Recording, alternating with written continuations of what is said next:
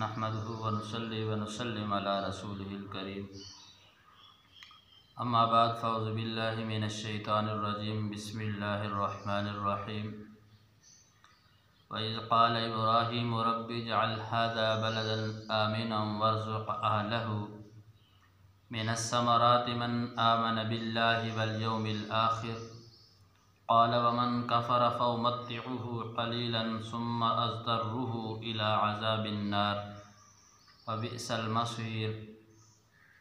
व इज़ यरफ़उ इब्राहीमुल क़वाइद मिनल बैति व इस्माईल रब्बना तक़ब्बल मिन्ना इन्नका अंतस समीउल अलीम रब्बना वजअलना मुस्लिमैनि लक व मिन ज़ुर्रिय्यतिना उम्मतन मुस्लिमतन लक व अरिना मनासिकना व तुब अलैना इन्नका अंतत तव्वाबुर रहीम।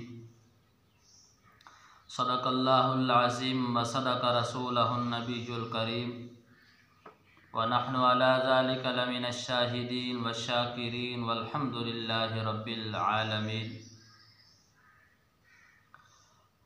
और जब कहा इब्राहीम ने, ए मेरे रब बना इसको शहर अमन का और रोज़ी दे इसके रहने वालों को मेवे जो कोई इनमें से ईमान लाए अल्लाह पर और क़यामत के दिन पर।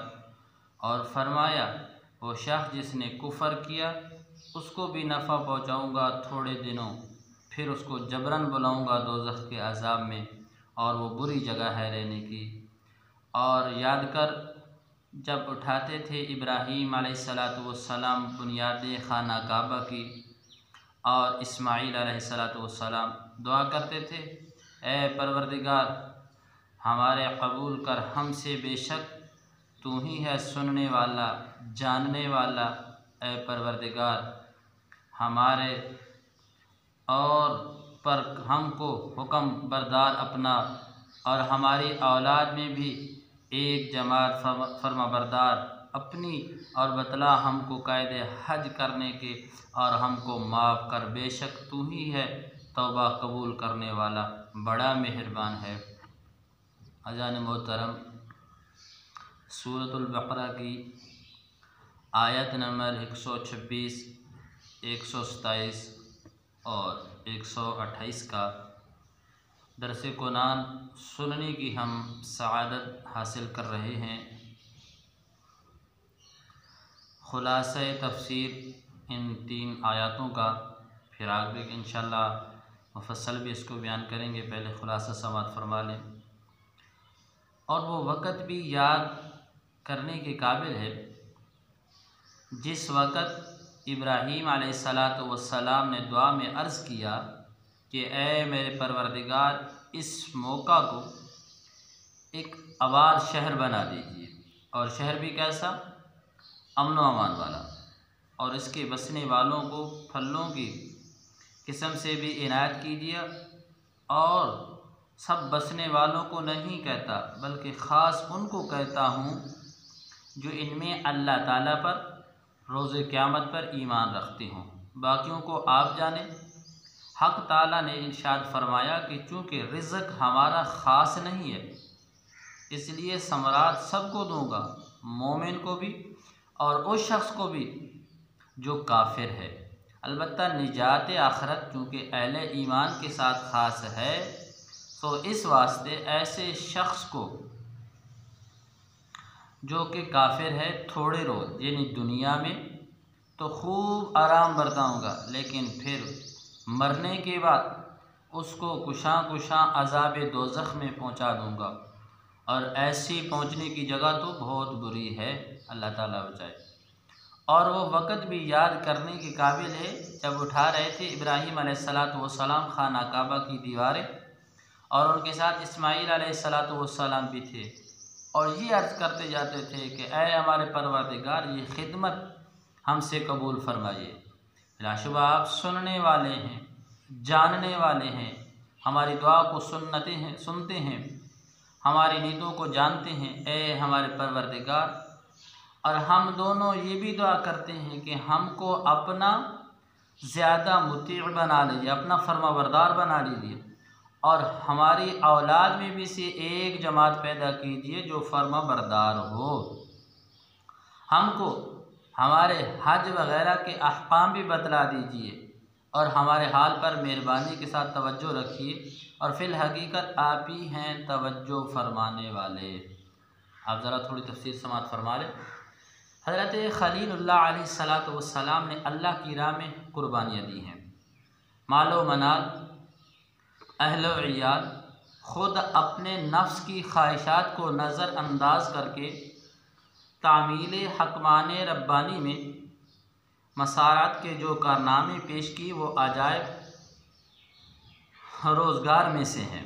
इसके साथ अहलो इयाल पर शफ़क़त व महब्बत एक तिबी और फितरी अमर होने के साथ साथ हुक्म रब्बानी भी है। मज़कूर सदर आयत इसका मज़हर है। उन्होंने अपने अहलो इयाल के लिए दीन और दुनिया की आसाइश और राहत के लिए अल्लाह ताला से दुआएं मांगी हैं। हज़रत इब्राहीम अलैहिस्सलातु वस्सलाम की दुआएं, अब दुआ को शुरू लफ्ज़ रब से किया, लफ्ज़ रब से किया, जिसके माना है ए हमारे रब, ए हमारे पालने वाले, ए हमारी परवरिश करने वाले।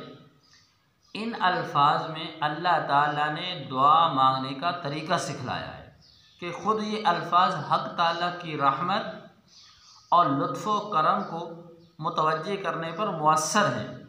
फिर सबसे पहली दुआ ये फरमाई कि इस चटियल मैदान में जिसको मैं आपके हुक्म के मुताबिक मैंने अपने अहलो इयाल को ला डाला है, आप एक शहर बना दें ताकि यहाँ की सकूनत में इनको वाशत ना हो, यानी जंगल है, अब इसको आबाद कर दें ताकि इनको यहाँ रहने में कोई मुशक्क़त ना हो, कोई डर ना हो, कोई खौफ ना हो, और ज़रूरियात ज़िंदगी बआसानी मुयस्सर आ जाए।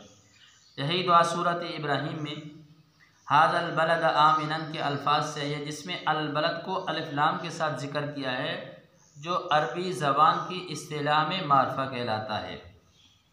फ़र्क की वजह ग़ालिबन ये है कि पहली दुआ जो आयत सूरत बकरा में बलदन के लफ्ज़ से आई है, ये उस वक़्त की गई है जब ये जगह जो जंगल थी, आबादी नहीं थी, शहर बना नहीं था। उस वक़्त बलद को बग़ैर अलिफ लाम के नकरा इस्तेमाल किया। और दूसरी दुआ बज़ाहिर उस वक़्त की है जब मक्का की बस्ती बस गई और वो शहर मारूफ बन गया। उसका करीना ये है कि सूरत इब्राहीम की आखिरी आयत में अल्लाह ताला ने फरमाया अल्हम्दुलिल्लाहिल्लज़ी वहब ली अलल किबर इस्माईल व इसहाक़। अब जिससे अंदाज़ा ये होता है कि ये दुआ हज़रत इसहाक़ अलैहिस्सलाम की पैदाइश के बाद की है, और हज़रत इसहाक़ अलैहिस्सलाम हज़रत इस्माईल अलैहिस्सलाम से 13 साल बाद पैदा हुए हैं।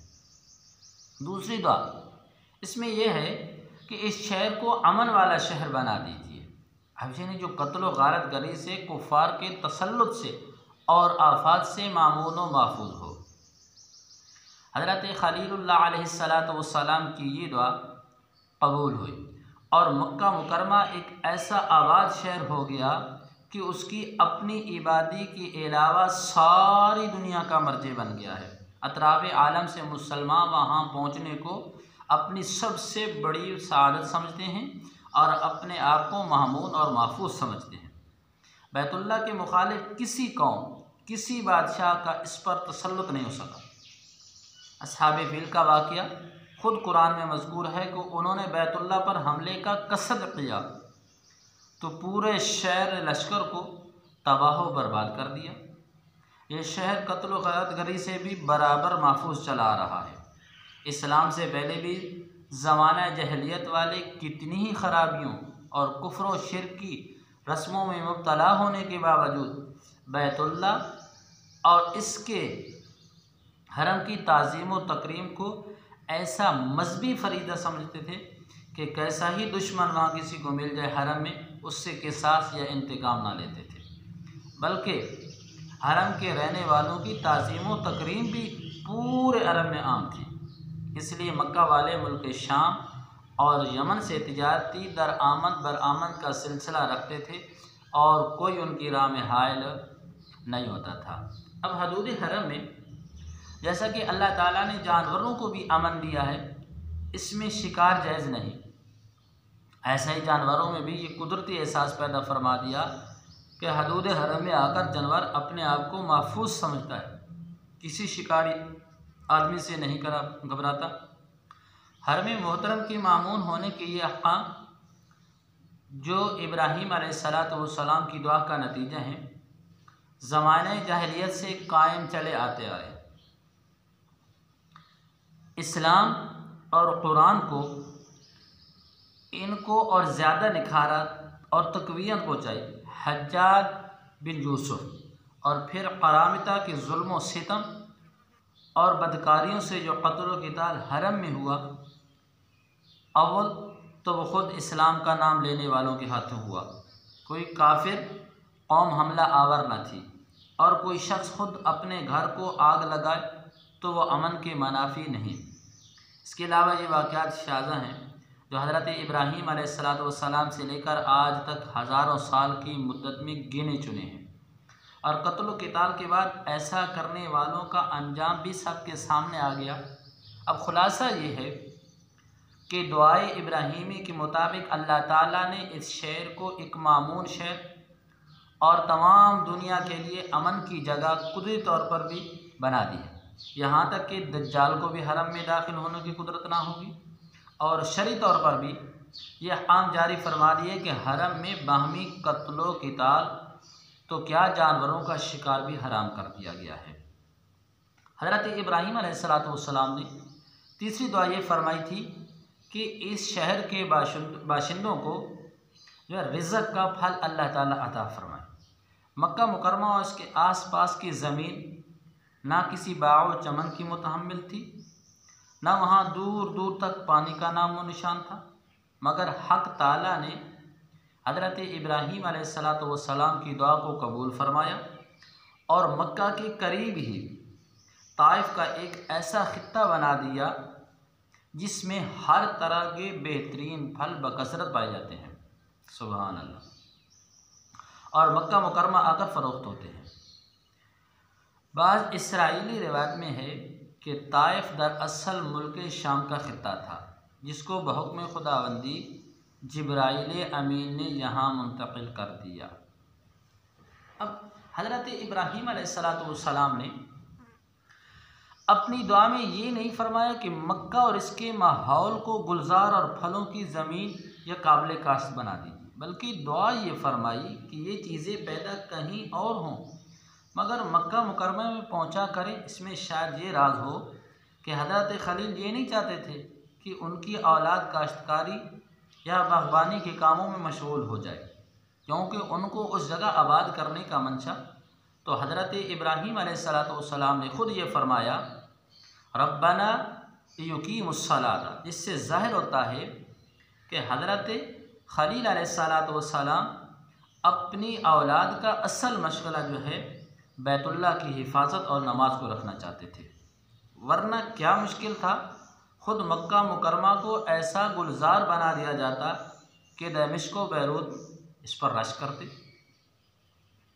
अब लफ्ज़ समरात, जो समरा की जमा है, इसके माना फल के हैं और बज़ाहिर इससे मुराद दरख्तों के फल हैं, लेकिन सूरत कसस आयत नंबर 57 में इस दुआ की कबूलियत का इजहार इन अल्फाज में फरमा दिया युजबा इलैहि समरात कुल्लि शै। इन अल्फाज में एक तो इसकी तसरीह है कि ख़ुद मक्का में ये फल पैदा करने का वादा नहीं, बल्कि दूसरे मकामात से यहाँ लाए जाया करेंगे, क्योंकि लफ्ज़ युजबा का यही मफ़हूम है। दूसरे समरात कुल्लु शजर नहीं फरमाया, बल्कि समरात कुल्लु शै फरमाया। इस तग़यीरी लफ्ज़ी से ज़हन इस तरफ जाता है कि यहाँ समरात को आम करना मकसूद है, क्योंकि समरा उर्फ़ में हर चीज़ से हासिल होने वाली पैदावार को कहा जाता है। दरख्तों से पैदा होने वाले फल जिस तरह इसमें दाखिल है, इसी तरह मशीनों से हासिल होने वाला कुल सामान भी मशीनों के समरात हैं। इस तरह मुख्तलिफ़ दस्तकारियों से बनने वाला सामान उन दस्तकारियों के समरात हैं। इस तरह समारात कुल्लु शैन में तमाम ज़रूरियात ज़िंदगी दाखिल हो जाती है।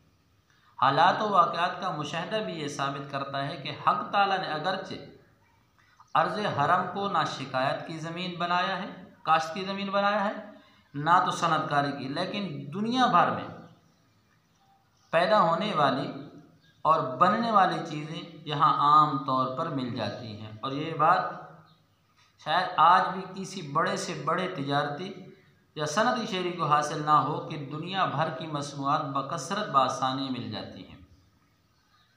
अब इस ऐत में जबकि अहले मक्का के लिए अमन और फराखी ऐश की दुआ की गई तो इनमें मोमिन काफिर सब दाखिल थे। इससे पहले हज़रत खलीलुल्लाह अलैहिस्सलाम ने जब एक दुआ में अपनी पूरी ज़ुर्रियत को बग़ैर इम्तियाज़ मोमिन व काफिर जमा फरमाया तो हक़ ताला की तरफ से ये इरशाद आया था कि ये दुआ मोमिनों के हक़ में कबूल है, ज़ालिम मुशरिकों के हक़ में कबूल नहीं है। वो दुआ थी इमामत व इक़्तिदार की। हज़रत खलीलुल्लाह अलैहिस्सलाम को जो मकामी खुल्लत पर फाइज़ और अल्लाह ताला के खौफ से लबरेज़ थे, इस जगह भी वो बात याद आई तो अपनी दुआ में ये क़ैद लगा दी कि ये मुआशी खुशहाली और अमन व अमान की दुआ सिर्फ़ मोमिनीन के लिए करता हूँ। अब हक़ ताला की तरफ से इस खशियत व एहतियात की कदर की गई और फरमाया वमन कफ़र, यानी ये दुनियावी खुशहाली और इक्तिसादी फ़राखी हम सभी अहले मक्का को अता करेंगे, अगरचे वो ज़ालिम मुशरिक व काफिर ही हों। अलबत्ता मोमिनीन को ये खुशहाली जिस तरह दुनिया में दी जाएगी इसी तरह आखिरत में भी अता होगी और काफिरों को आखिरत में अज़ाब के सिवा कुछ नहीं। अब रब्बना तक़ब्बल मिन्ना, हज़रत खलीलुल्लाह अलैहिस्सलाम ने हुक्म रब्बानी की तामील में मुल्क शाम के हरे भरे खुश मंजर खित्ता को छोड़कर मक्का मुकरमा के खुश पहाड़ों के दरमियान अपने अहले इयाल को लाकर छोड़ दिया और बैतुल्लाह की तामीर में अपनी पूरी तवानाई खर्च की। ये मौका ऐसा था कि ऐसे मुजाहिदे करने वाले के दिल में उजब पैदा होता था तो वह अपने अमल को बहुत कुछ काबिल कदर समझता था। लेकिन जहाँ हज़रत खलीलुल्लाह अलैहिस्सलाम ने रब्बुल इज़्ज़त की बारगाह इज़्ज़त और जलाल को पहचानने वाले हैं कि किसी इंसान से अल्लाह ताला के शयान शान इबादत और इताअत मुमकिन नहीं। हर शख्स अपनी कुव्वत और हिम्मत के मिक़दार से काम करता है, इसलिए ज़रूरत है कि कोई भी बड़े से बड़े अमल करे तो इस पर नाज ना करे, बल्कि आजिज़ी इनकिसारी के साथ दुआ करे कि मेरा ये अमल कबूल हो जाए। जैसा कि हज़रत इब्राहीम अलैहिस्सलाम ने बैतुल्लाह को तामीर करने के अमल के मुतालिक ये दुआ फरमाई कि ए हमारे परवरदिगार, आप हमारे इस अमल को कबूल फरमा लें, क्योंकि आप तो सुनने वाले हैं और जानने वाले हैं, हमारी दुआ को सुनते हैं और जानते हैं। जो हुआ खुलासा ये निकला कि बंदा कोई भी नेकी का काम करता है, किसी भी किस्म का करता है, तो उसके बाद अपने आप को कोई कितना बड़ा ही वलीउल्लाह ना समझ कर बैठ जाए, बल्कि उस अमल के बाद भी अल्लाह ताला के साथ, अल्लाह ताला के सामने आजिज़ी के साथ, इनकिसारी के साथ सर्वसजूद होकर अल्लाह ताला से दुआएं मांगे कि या अल्लाह, ये जो मैंने अमल किया है इसको कबूल फरमा। ऐसे ना हो कि उसने अमल तो बड़ी मेहनत से किया लेकिन बाद के अंदर वो उसके ऊपर फ़ख्र कर बैठा और वो अमल उसका ज़ाया हो जाए।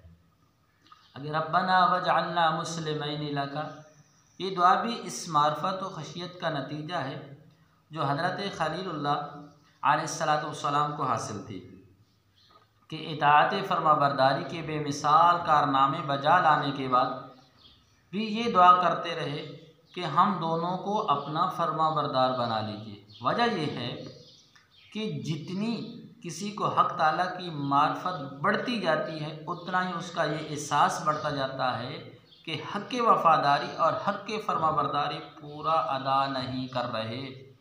वमिन ज़ुर्रियतिना, इस दुआ में भी अपनी औलाद को शरीक फरमाया।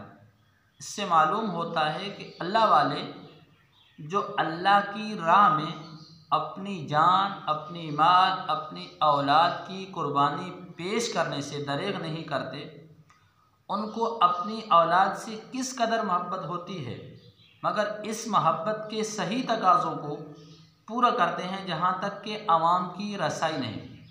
आवाम तो औलाद की सिर्फ जिस्मानी सेहत व राहत को जानते हैं, उनकी सारी शफ़क़त राहत उसी के गिर्द घूमती है, मगर अल्लाह के मकबूल बंदे जिस्मानी से ज़्यादा रूहानी और दुनियावी से ज़्यादा उखरवी राहत की फ़िक्र करते हैं। इसलिए दुआ फरमाई कि मेरी औलाद में से एक जमात को पूरा फर्माबरदार बना दीजिए। सुभान अल्लाह। अपनी ज़ुर्रियत के लिए, अपनी औलाद के लिए दुआ की।